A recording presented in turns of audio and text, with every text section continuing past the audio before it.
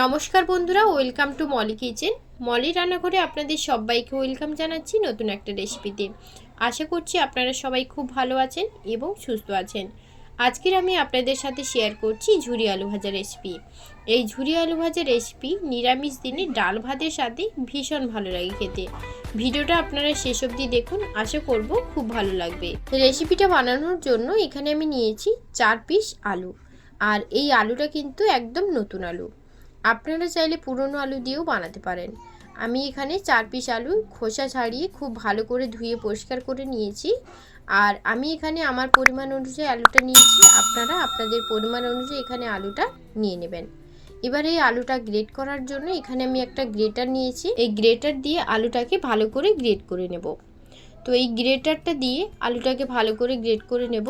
তো তার জন্য প্রথমে আমি এখানে একটা আলু নিয়েছি, এবার আলুটা দিয়ে ভালো করে গ্রেট করে নেব। আর আমি যেভাবে দেখাচ্ছি একদম লম্বার দিক দিয়ে এইভাবে কিন্তু আলুটাকে গ্রেট করতে হবে। চওড়া দিক দিয়ে কিন্তু গ্রেট করলে একদমই হবে না, এইভাবে লম্বা পাশ দিয়ে গ্রেট করতে হবে। তো আমি এবার ওপর থেকে নিচের দিকে একটু স্প্রেস করলেই দেখবেন আলুগুলো একদম ঝুরি ঝুরি হয়ে পড়বে। দেখুন আলুগুলো একদম ঝুরি ঝুরি হয়ে কি সুন্দরভাবে পড়ছে। আর এই আলুগুলো ঠিক এইভাবেই আমি একবার করে স্প্রেস করলেই দেখবেন ঝুরি ঝুরি করে আলুগুলো পড়ছে। এইভাবেই আলুগুলোকে গ্রেট করে নেব। আর দেখুন আলুগুলো কতটা ঝুরি ঝুরি হয়ে আলুগুলো কত সুন্দরভাবে পড়ছে। ঠিক এইভাবেই কিন্তু আলুগুলোকে গ্রেট করে নিতে হবে। আর এইভাবে ঘষে ঘষে কিন্তু আলুটাকে একদমই গ্রেট করবেন না, তাহলে দেখবেন আলুগুলো একদম মিহি হয়ে পড়ে যাবে। ওই আলু কিন্তু একদমই ভালো হবে না। একদম ওপর দিয়ে নিচের দিকে টানলে আলুগুলো একদম ভালোভাবে গ্রেট করা হয়ে যাবে। দেখুন আলুগুলো সব আমি গ্রেট করে নিয়েছি। এবারে আলুগুলোকে দুবারের মতন খুব ভালো করে ধুয়ে নেব। তারপর আলুটা খুব ভালো করে ধোয়া হয়ে গেলে একটা পাত্রের মধ্যে আলুটা নিয়ে নিয়েছি। তারপর এই আলুর মধ্যে আমি দিয়ে দেব ঠান্ডা জল। 1 লিটারের মতন আমি এখানে জল দিয়ে দিলাম। একদম ঠান্ডা জল এর মধ্যে জল দিয়ে প্রায় 30 থেকে 45 মিনিটের মতন আলুটাকে রেখে দেব। যাতে করে দেখবেন আলুটা ভাজার সময় কিন্তু একদম ঝরঝরে হয়ে আলুগুলো ভাজা হবে। ঠান্ডা জলটা দিয়ে আমি 30 থেকে 45 মিনিটের মতন ঢাকা দিয়ে রেস্টে রেখে দেব। ঢাকা দিয়ে দিলাম।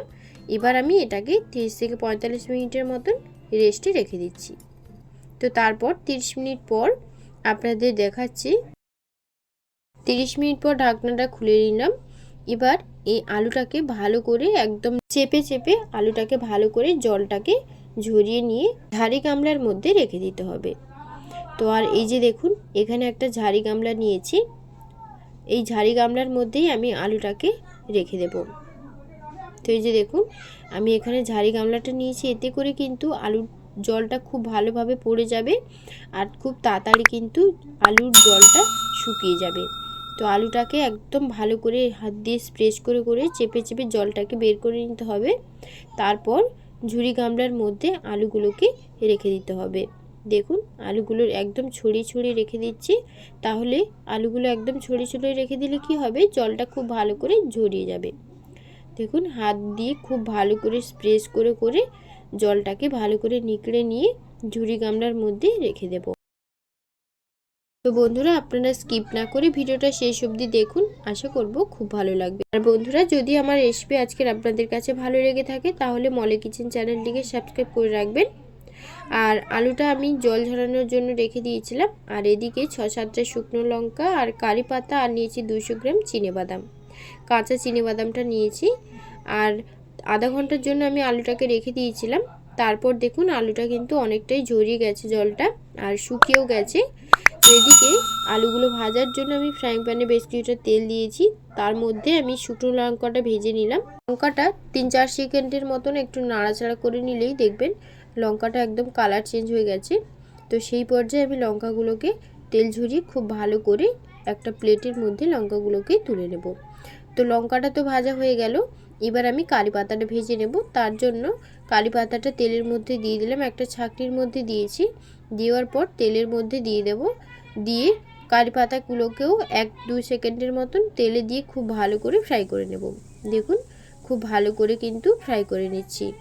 আর এই সময় কিন্তু ফ্লেমটাকে একদমই মিডিয়ামে রেখেছি, না হলে কিন্তু কারি পাতাটা খুব ভালোভাবে ভাজা হবে, কিন্তু বেশি হাই ফ্লেমে রাখলে কারি পাতাগুলো পুড়ে যেতে পারে। তার জন্য আমি ফ্লেমটাকে একদমই মিডিয়ামে রেখেছি, রেখে কারি পাতাগুলোকে লাল লাল করে ভেজে তুলে নেব।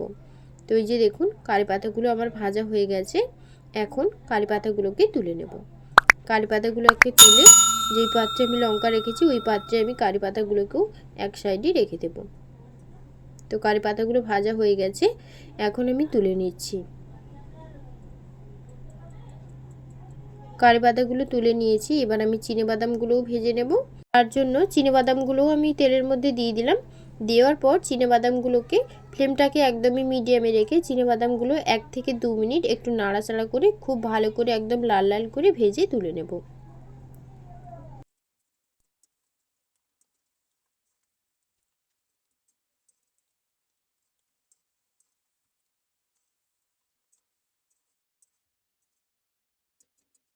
তো বাদামগুলোও তো ভাজা হয়ে গেল, এবার আমি একটা প্লেটের মধ্যে তুলে নিলাম। তো এবার আমি যে আলুগুলো জল ঝরিয়ে রেখেছিলাম সেই আলুগুলো তেলের মধ্যে দিয়ে দিলাম। আর এই সময় ফ্লেমটাকে একদমই হাইতে রেখেছি। রাখার পর 1 থেকে 2 মিনিট বা 3 মিনিট খুব ভালো করে আলুগুলোকে ভেজে নেব। আর আলুগুলো দেওয়ার পর ঝাড়া দিয়ে এভাবে একটু নাড়াচাড়া করতে হবে, না হলে কিন্তু আলুগুলো দোলা পাকিয়ে যেতে পারে। তো এইভাবে 1 থেকে 2 মিনিট বা 3 মিনিট খুব ভালো করে আলুগুলোকে খুব ভালো করে ভেজে নিতে হবে।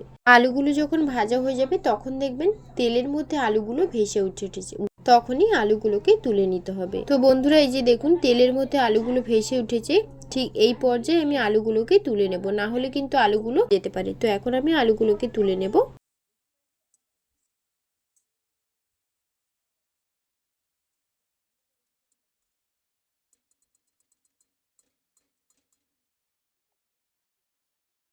একইভাবে বাদবাকি আলুগুলোও ভেজে নেব। সেম পদ্ধতিতে সব আলুগুলো একইভাবে ভেজে নিয়ে তারপর আপনাদেরকে দেখাচ্ছি।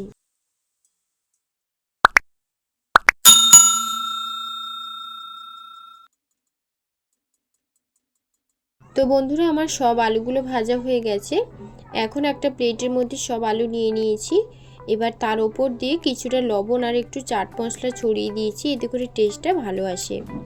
আপনাদের কাছে যদি চাট মশলা না থাকে তাহলে দেওয়ার প্রয়োজন নেই, শুধু বিট লবণ কিংবা রেগুলার লবণ যেটা হয় সেটা দিলেও হবে। আর এখানে আমি কিছুটা লঙ্কা ভেঙে দিলাম, যাতে করে একটু ঝাল ঝাল হয় আর খেতে ভালো লাগে। তবে যদি বাচ্চারা খেতে চায় তাহলে ঝালটা ভেঙে দেওয়ার প্রয়োজন নেই। তো এইবার আমি সব কিছু একসাথে ভালোভাবে মিশিয়ে নেব। ভালোভাবে মিশিয়ে নেওয়ার পর আমার কিন্তু ঝুরি আলু ভাজাটা একেবারেই রেডি। আর এখানে একটা কথা বলে রাখি, এই ঝুরি আলু ভাজাটা আপনারা যদি স্টোর করতে চান তাহলে একটা কন্টেনারে ভরে, যে কোনো প্লাস্টিক বা কাঁচের কন্টেনারে ভরে আপনারা 7 থেকে 8 দিনের মতন রেখেও কিন্তু খেতে পারবেন। আজকের রেসিপি আপনাদের কাছে যদি ভালো লেগে থাকে তাহলে অবশ্যই মলি কিচেন চ্যানেলটিকে সাবস্ক্রাইব করে রাখবেন এবং পরবর্তী ভিডিও কি দেখতে চান সেটাও কমেন্টে অবশ্যই জানাবেন। সবাই ভালো থাকবেন, সুস্থ থাকবেন। ধন্যবাদ।